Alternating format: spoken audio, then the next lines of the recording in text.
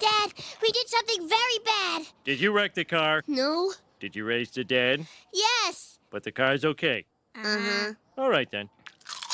This month, I will be giving you Halloween episodes every day. The episode starts with The Simpsons hosting a Halloween party with Bart and Lisa's friends dressed up in costumes. Homer, wearing a Julius Caesar toga, gets humiliated when a nail rips it off the wall, leaving him exposed as the kids laugh. Martin shows up as Calliope, muse of heroic poetry, only to get punched in the gut by pirate-clad Nelson. Bart, dressed as Alex from A Clockwork Orange, grumbles about not being allowed to trick-or-treat. Marge, looking regal as Cleopatra, organizes a spooky party game where guests pass around foods like peeled grapes, cold spaghetti, and raw steak while pretending they're body parts from a dead witch. But Homer, suddenly back in normal clothes, ruins the fun by eating everything and declaring it an evil game. That's not so scary. With the party falling flat, Marge asks if anyone has a scary story to share. Lisa, dressed as the Statue of Liberty, volunteers, introducing her tale of a boy and his doll from hell, which finally makes Homer nervous enough to want to leave for the store. Lisa narrates the first story of the night. For Bart's birthday, Grandpa gives him some government money he didn't earn. Then Homer realizes he forgot a gift. He rushes to a creepy curio shop run by a mysterious Chinese man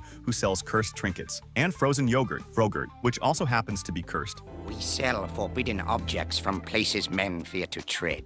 We also sell frozen yogurt, which I call Frogurt. Homer buys Bart a talking Krusty the Clown doll. At first, Bart loves the toy, though Grandpa insists it's evil, as he always does about every present. Soon, Homer finds out the doll really is evil. It declares its hatred and tries to kill him with knives, harpoons, and sneak attacks. Nobody believes Homer's warnings, assuming he's losing his mind. Homer eventually traps the doll in a suitcase and throws it into a bottomless pit, but it clings to his car and comes back. Guess who, fat boy?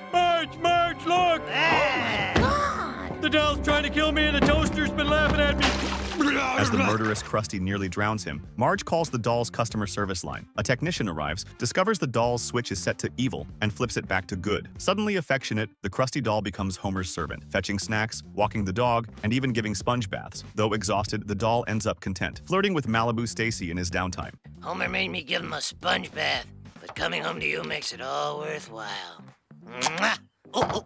Back at the party, Homer tries to tell a horror story of his own, but it's incoherent. Something about a man, a golf club, and a wife he forgot to mention was dead. The kids are unimpressed, and even Grandpa calls it weak. Bart suggests Grandpa tell one, since he's lived an interesting life. Grandpa shrugs but admits he's seen a lot of movies, leading into the next tale. In a black and white parody of the 1933 King Kong, Marge joins Mr. Burns and Smithers on an expedition to Ape Island to capture the legendary King Homer. Burns double-crosses Marge, using her as bait, and the enormous ape appears, slaughtering much of Burns' crew. Smithers finally subdues King Homer with a gas grenade after Burns knocks himself out. Brought to Broadway as a spectacle, King Homer goes berserk when photographers' flashes enrage him. He grabs Marge and goes on a rampage, stomping crowds and even eating Shirley Temple mid-song. Attempting to climb the Empire State Building, he collapses after barely reaching the first story. Marge gently suggests he eat more vegetables and fewer people. Don't worry, homie.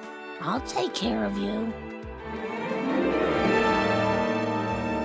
In the end, she and King Homer marry, though at the wedding, King Homer snacks on her father. Marge just laughs it off as cute. Marge disappoints partygoers by serving fruit instead of candy. Suddenly, a headless figure enters, causing everyone to scream, until it's revealed to be Ned Flanders in a zombie costume. Bart then claims he has a story so scary it'll make everyone wet their pants. Grandpa pipes up, saying he's already done that. At school, Bart tries to pass off a preschool alphabet book as his report. Forced to pick another, he finds himself in the occult section of the library and checks out a spellbook. Later, trying to cheer up Lisa on the anniversary of Snowballmore's death, Bart attempts a resurrection spell. Instead of reviving the cat, he unleashes a zombie plague on Springfield. The undead run rampant. Skinner demands Martin's brain, Krusty gets mauled by Zombie Mel, and even historical figures like Shakespeare rise from the grave. The Simpsons barricade their home, but Homer forgets the back door, letting zombies pour in. The horde ignores Homer after realizing he has no brains.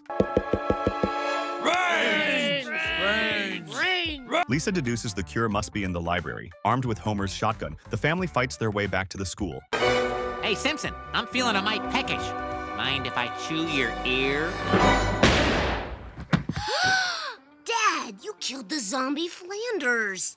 He was a zombie? Bart finds a counterspell and, after a false start that briefly turns Lisa into a snail, successfully returns the zombies to their graves. Excuse me, I'm John Smith. John Smith, 1882. My mistake.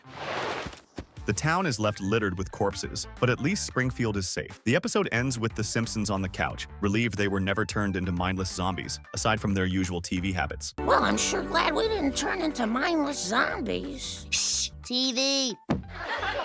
Man fall down funny.